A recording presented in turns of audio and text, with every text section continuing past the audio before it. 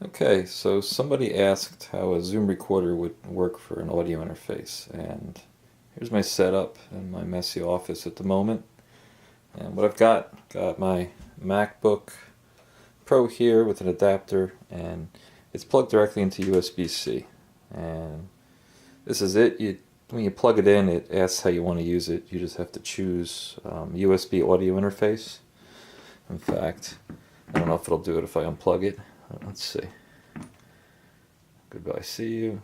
Okay, it's because the power wasn't on. Alright, so let me put the camera down a second.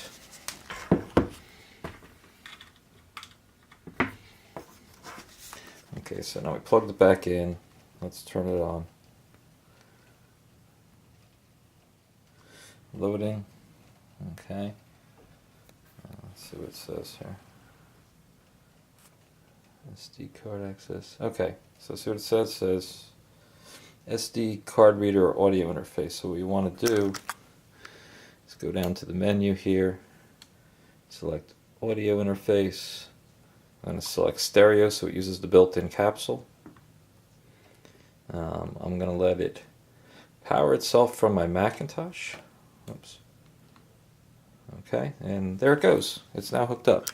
So now we're in Premiere, and something I had to choose. If I go up to Premiere Pro and I go to Preferences, Audio Hardware. Okay, and right here, dang, autofocus, okay. I had to choose H5. So anyways, we'll give it a try. So here's the process.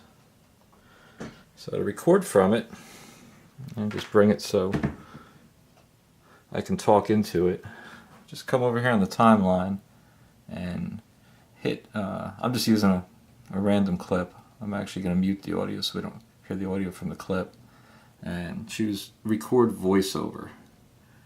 That's the function right there. So when we hit that, it'll start playing. Actually, it'll count down. And right now it says recording.